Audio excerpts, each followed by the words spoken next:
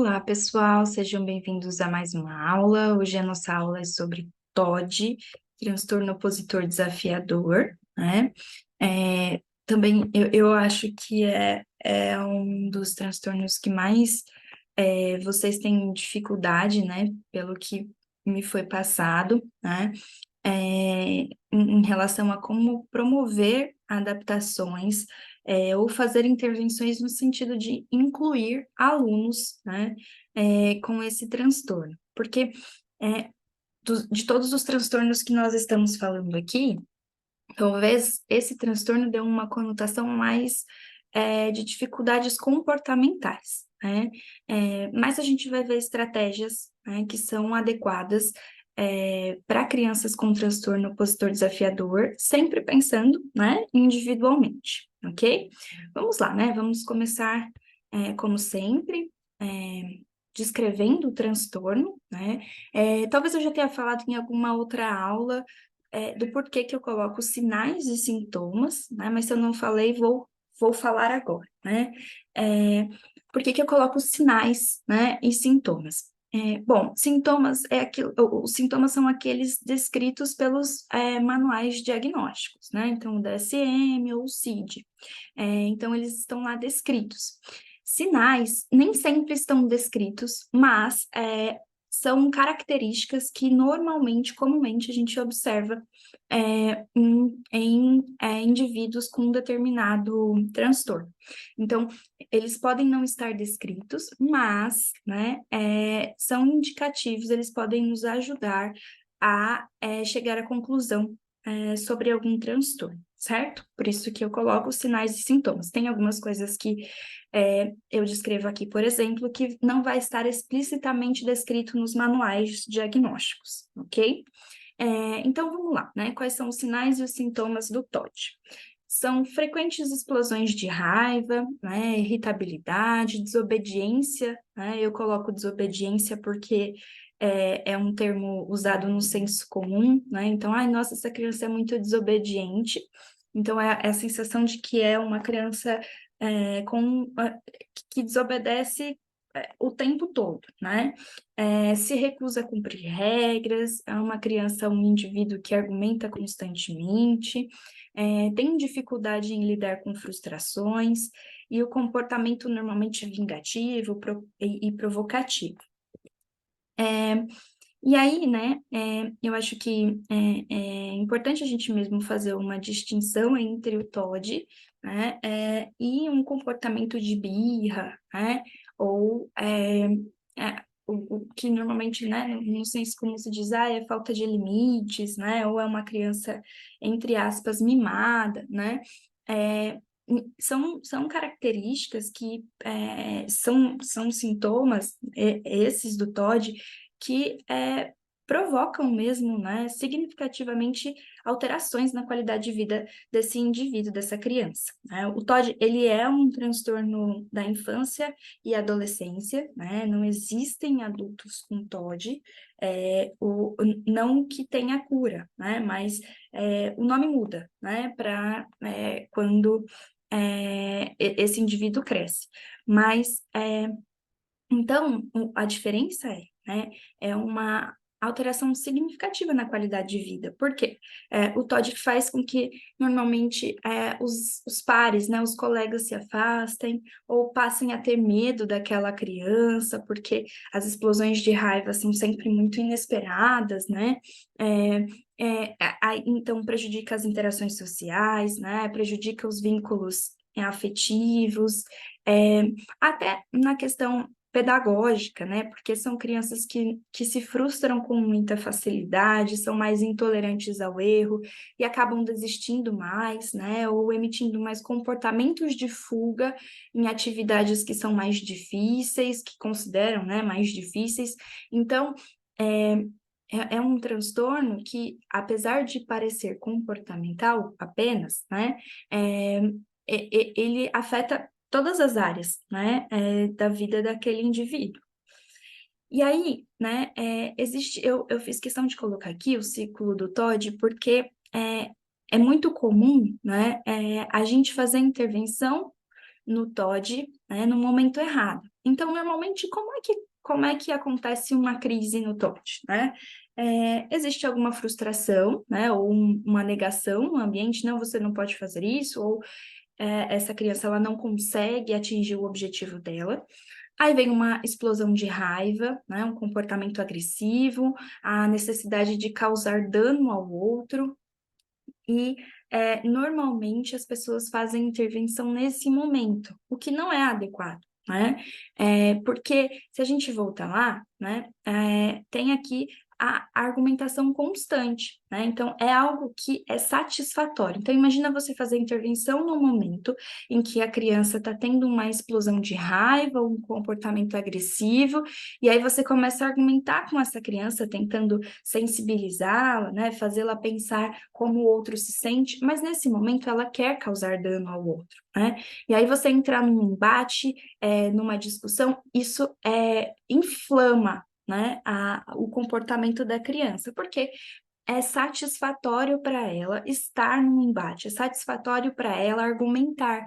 E ela não vai desenvolver a empatia no momento que ela está sentindo a raiva, né? Porque a raiva é um sentimento que a gente tem e esse sentimento faz a gente querer causar dano ao outro. Então, se eu estou falando para você, olha, isso que você faz me deixa muito chateado. Nesse momento, ele quer te deixar, ele ou ela não quer te deixar chateado, né? Então, não adianta fazer a intervenção no sentido de sensibilizar a criança neste momento, né?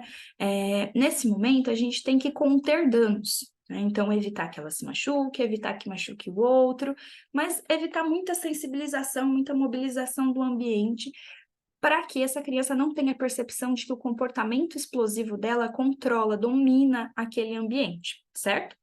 E aí, depois, normalmente dessa explosão de raiva, do comportamento agressivo, vem a culpa excessiva e comportamentos no sentido de reparar o dano, né?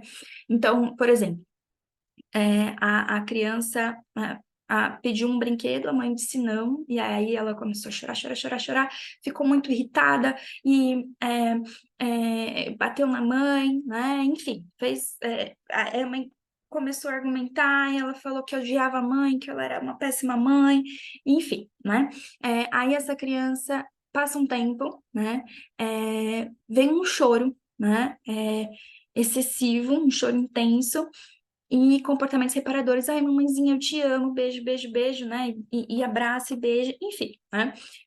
Normalmente acontece nesse ciclo. Não dá para mensurar né, qual é a latência entre a explosão de raiva e a culpa, né? Algumas crianças demoram mais, outras crianças demoram menos, às vezes é imediato, às vezes não é, né? Depois da explosão de raiva já vem aquele choro compulsivo. Todas as crianças vão chorar? Não, não é isso, necessariamente. Mas a gente sempre vai observar comportamentos de culpa depois, né, do episódio da crise, em algum nível. E aí, o momento da gente sensibilizar, de gerar empatia, é aqui, né? Porque essa criança, ela está preocupada com o dano que ela causou no outro, nesse momento. Então, é nesse momento que a gente tem que falar como a gente se sentiu, o que aquele comportamento dela nos causou, né? Qual a consequência daquele comportamento dela no ambiente dela, né? E aí, normalmente não é isso que acontece. As intervenções que a gente vê, assim, né, na prática, as famílias, as escolas, elas agem muito na explosão da raiva, e aí quando a criança está demonstrando culpa, né, ou tendo esses comportamentos reparadores em excesso, de beijar, de abraçar, de fazer um desenho e entregar,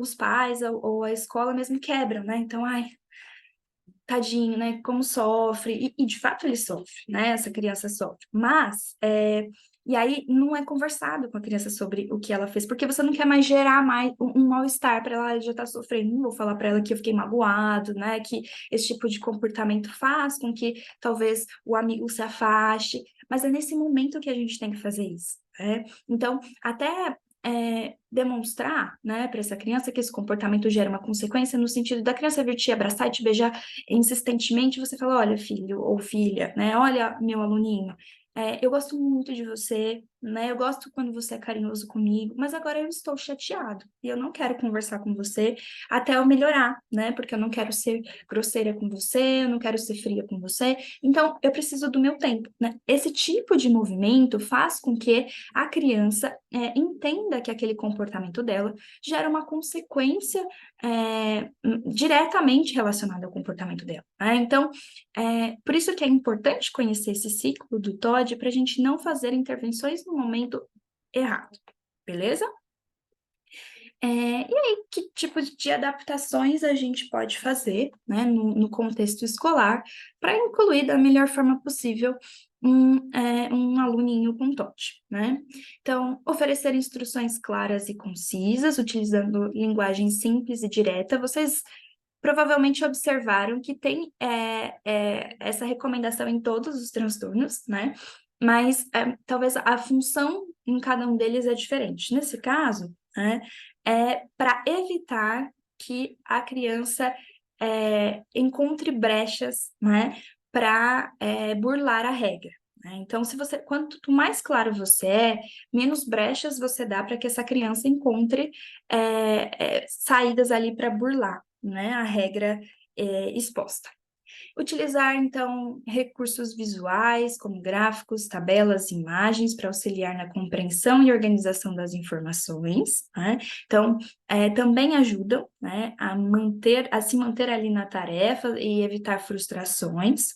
Incentivar a participação ativa do aluno nas atividades, permitindo que ele faça escolhas dentro de limites adequados, né? E aí, é importante esse aluno perceber que ele tem voz ativa, né? Ele tem voz de comando em algumas situações.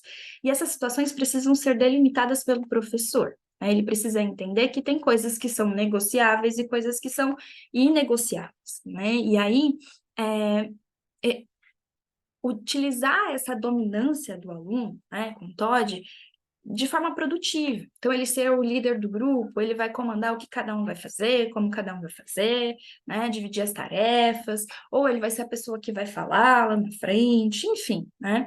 Mas utilizar essa característica de dominância, né, a favor do aluno. E ele vai entendendo que ele vai ter a mesma satisfação que ele tem, né, de dominar, de ter o poder ali, só que de uma forma proveitosa, né, gerando um bem-estar para ele e para o contexto dele.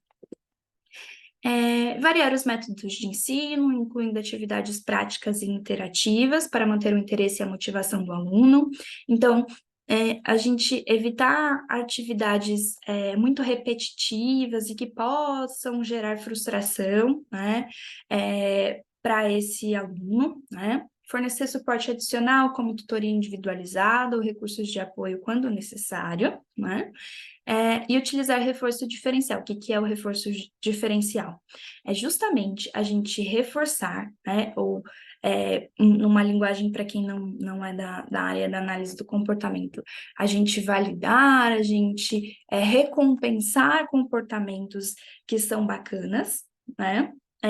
E evitar, né, fazer isso ou dar atenção para os comportamentos que não são tão bacanas. Essa criança precisa entender que ela é vista, que ela tem atenção, que ela é querida pelos amigos, querida pelos professores, a partir dos comportamentos bacanas dela, né? Os comportamentos negativos fazem parte, mas eles não produzem tantas consequências no ambiente dela, né? Então, o reforçamento diferencial é ensinar essa criança a discriminar. Quando é que eu tenho esse tipo de consequência no meu ambiente e quando é que não, né? Meus comportamentos positivos, né, entre aspas, meus comportamentos adequados, né, geram consequências positivas. Os meus comportamentos que não são tão legais, normalmente não geram nenhum tipo de consequência, né? E aí, então, por que que eu vou gastar a minha energia tendo comportamentos inadequados, certo? E aí, também, né, em relação a utilizar o reforço nas atividades pedagógicas, no sentido de aumentar a motivação dessa criança, né, e ele não ficar tão intolerante ao erro. Então, quando eu quando eu faço bem feito, quando eu me engajo, né? Eu tenho consequências positivas no meu ambiente, né? A minha professora me elogia, eu vejo que ela fica feliz, ela me dá mais atenção. Agora, quando eu faço de qualquer jeito ou me nego a fazer, isso não gera nenhum tipo de consequência, certo? Que tipo de adaptações sociais e emocionais a gente pode fazer no TOD? Tá? Então, promover um ambiente inclusivo e acolhedor, conscientizando os demais alunos sobre as características e desafios do TOD. Isso é muito, muito, muito importante, porque talvez dos transtornos, o TOD é o transtorno que mais causa impacto nas interações sociais, porque é, envolve um sentimento que é muito nocivo para as interações, que é o medo, né? Às vezes as explosões de raiva são tão intensas que gera medo nos pares. E se isso acontecer, se a gente permitir que isso aconteça, fica muito difícil de restabelecer o vínculo das crianças. Então, a gente precisa ensinar as crianças sobre o transtorno. Olha, o fulaninho tem explosões de raiva por causa disso, disso, disso, né? O TOD funciona dessa forma. Não significa que ele não gosta de você, não significa que ele vai te necessariamente querer te fazer algum mal, né? Enfim, a gente precisa instrumentalizar as crianças sobre o transtorno, né? Ensinar as crianças sobre o transtorno e instrumentalizá-las no sentido de ensiná-las a agir quando estiver acontecendo alguma coisa. Significa que elas precisam tolerar, né, um grito, que elas precisam tolerar, né, uma agressão física de forma alguma, né? Muito pelo contrário, a gente tem que ensinar essas crianças a se defenderem, mas se defenderem de forma assertiva, né? Adianta essa criança entrar no embate com um amigo? Olha, não adianta você entrar no embate com seu amigo, porque isso vai aumentar os comportamentos inadequados dele. Então, quando isso acontecer, vamos levar para fulano e aí já deixar descrito, né, quem é a pessoa de referência adulta para lidar com essa situação. Então, incentivar a empatia e a compreensão, realizando atividades que estimulem a reflexão sobre as diferenças individuais, implementar estratégias de resolução de conflitos e de habilidades sociais, oferecendo orientação e modelagem adequada de comportamento. E aí, né, seria, né, um programa bem legal de se estabelecer numa escola que ensinar as crianças a resolverem problemas, né, oferecer orientações, treinar isso com elas, né, porque às vezes as crianças elas têm dificuldade de resolver problemas e essa dificuldade de resolver problemas pode ser um gatilho para as explosões de raiva ou para as crises. Então, ter alguém na escola, que seja, às vezes, o orientador educacional, se a escola tiver um psicólogo, né? Ter elaborar um trabalho de resolução de problemas, não só com a criança com TOD, mas também com os pares, certo? Então, criar oportunidades para interação social positiva, como projetos em grupo, atividades cooperativas e jogos que estimulem a colaboração. Essa criança perceber que se ela se permitir depender do outro, talvez ela tenha um resultado melhor, né? Então, atividades que estimulem mesmo a cooperação e a dependência podem ajudar a sensação de que, olha, sozinho eu dou conta, mas com os meus amigos eu vou muito melhor, então eu preciso cultivar essas relações, né? O treino de pares, como a gente já falou, é muito, muito, muito importante, né? Então, instrumentalizar as crianças a como lidar com esses comportamentos e um atendimento psicológico pontual, né, dentro da escola, mas e aí com um viés da educação mesmo, né, ali do ambiente, do contexto escolar, encaminhamento para o psicólogo se for necessário, né, e também, se for pertinente, a depender do caso, fazer o acompanhamento dos demais alunos que estão, né, com essa criança. Que adaptações no espaço físico a gente pode fazer? Então, criar áreas mais calmas ou espaços de relaxamento na sala de aula, onde o aluno possa se acalmar e se recuperar do estresse. E, de novo, não precisa ser nada muito elaborado, né? Assim como nos outros transtornos, não precisa ser nada muito elaborado, mas que seja um espaço que ele reconhece como o espaço de retomar o controle. Né? E aí, às vezes, ter alguma coisa para que aperte. A gente tem que pensar que as crianças, elas precisam descarregar a raiva delas, normalmente de forma física, né? Nós, adultos, a gente consegue dar um tempo, organizar os pensamentos, né? Se acalmar, às vezes tomar uma água e pronto, né? Agora, as crianças, elas precisam de meios físicos, então rabiscar bem forte no papel, amassar o papel e jogar no lixo, né? Apertar alguma coisa. Esses dias eu até vi nas redes sociais, né? Uma moça, achei muito legal. Ela fez umas bexiguinhas com farinha dentro, e aí ficou bem gostosinho de apertar, então aquilo dava para descarregar raiva no momento da raiva, né? Então, ser um espaço em que essa criança consiga se autorregular sozinha. É, então, considerar a organização do espaço físico de forma a minimizar as distrações e facilitar a concentração do aluno com TOD, né? É, a gente tem que pensar que normalmente, né, o aluno com TOD, ele tem comorbidade de algum outro transtorno. Normalmente, né, é o TDAH. E aí, as distrações frequentes, né, ter muitos estímulos distratores, faz com que essa criança se frustre mais. Porque se eu não consigo permanecer atento numa tarefa, a chance de eu cometer erros aumenta, né? E aí, a minha intolerância aos erros é maior do que a intolerância aos erros de uma criança com desenvolvimento típico. Então, eu me frustro mais se eu me distraio mais, certo? Fornecer recursos visuais adicionais, como cartazes com regras ou listas de tarefas, para ajudar a orientação e organização do aluno. Às vezes, né, um cartaz com imagenzinhas, né, do que é permitido, do que não é permitido na sala de aula, e aí, no início de uma desobediência, entre aspas, né, do comportamento inadequado, a professora já é só ir lá e apontar o fulaninho, e apontar, né, para a imagem que tem um X lá, né, e aí para essa criança já se reorganizar ali, certo? Avaliar a necessidade de adaptações ergonômicas, como cadeiras mais confortáveis, mesas ajustáveis em altura ou suportes para escrita, né? É importante ressaltar que as adaptações devem ser individualizadas de acordo com as necessidades específicas de cada aluno. Dividir as tarefas em etapas menores e mais gerenciáveis, fornecendo feedback frequente sobre o progresso. Então, se a gente divide as tarefas, né, divide a tarefa em várias mini tarefas, e aí a criança termina e aí ela tem um feedback, né, tá certo, tá legal, ficou bom, né, não precisa também deusar a criança o tempo todo, mas esses pequenos feedbacks, né, ajudam a criança a se sentir mais segura naquilo que está fazendo, né, e se frustrar menos, né, com a sua tarefa. Então, os feedbacks frequentes nas tarefas fragmentadas ajudam bastante a evitar frustração e essa criança entrar em crise. Eu estou dizendo que a gente tem que, nossa, não podemos frustrar. Não, a criança tem que aprender a lidar com frustração, né?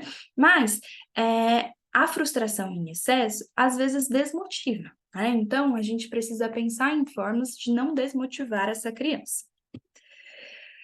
Nós vamos fazer agora uma atividade, certo? Então, como em todas as outras aulas, a gente vai ler o casinho juntos, depois vocês vão pausar o vídeo, e aí vão tentar fazer, e depois a gente retoma fazendo juntos. Eu vou encerrar a aula, para que a aula não fique muito longa, e aí a gente reinicia em uma outra, tá ótimo? Obrigada, pessoal!